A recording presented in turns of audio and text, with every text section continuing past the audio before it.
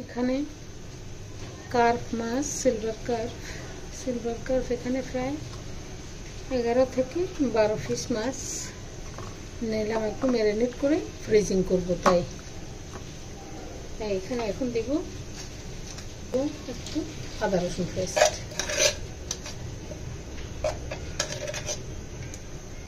এখানে আদা রসুন পেস্ট দিলাম,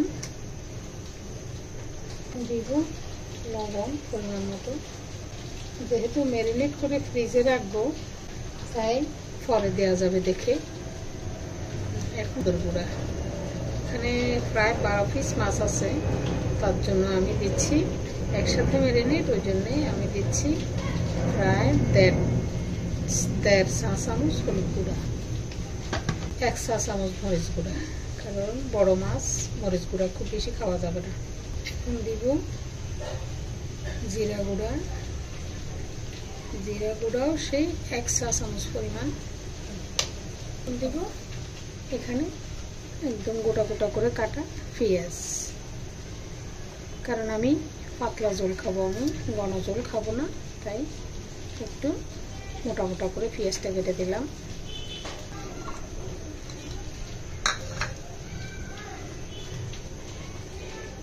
একটু সরষের তেল যা দিব, যা দরকার তাই দিয়ে দিব, তেল পরবর্তীতে আর তেল দিব না। হয়ে গেল সব দেয়া, এখন একটু মিক্স করে নেব।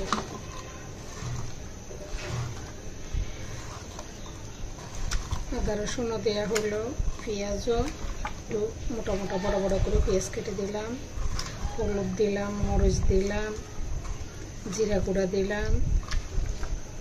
এই তো না, মাছটা এমনিতে অনেক স্বাদের মাছ, আর বেশি মশলা দেওয়ার কোনো প্রয়োজন নেই।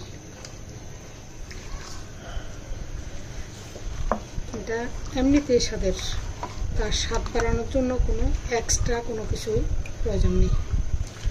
এখন আমি এইভাবে করে বক্সে নিয়ে ফেলব, বক্সে করে রেখে দিই।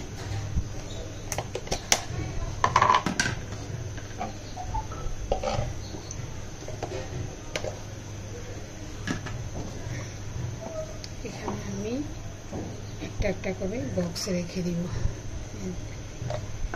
1 2 3 4 5 6 টুকরা রাখে দিই। 2 3 এই যে 6 টুকরা। এই যে এখন আমি মাছের একটু নাড়ি বুড়ি আছে, ওই নাড়ি বুড়িগুলো একটু একটু দিয়ে দিব 2 বক্সে। এই যে একটা ব্যাস। এখন দুইটাতে দুইটা দিয়ে দিব। আর মশলাগুলো দিয়ে দিব আমি একদম ভাগ করে, দুটাতে 2 সমানে। এই যে তেল মশলা আমি দুটোতে সম পরিমাণ দিয়ে দিব।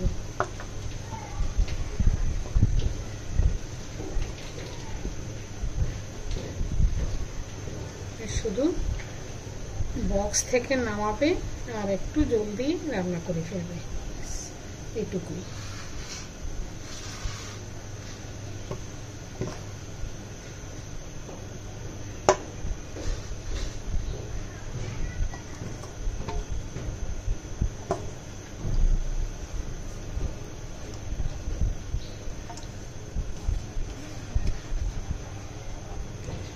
সব কিছু দিয়ে মাছের ভিতরে ম্যারিনেট করে রাখি।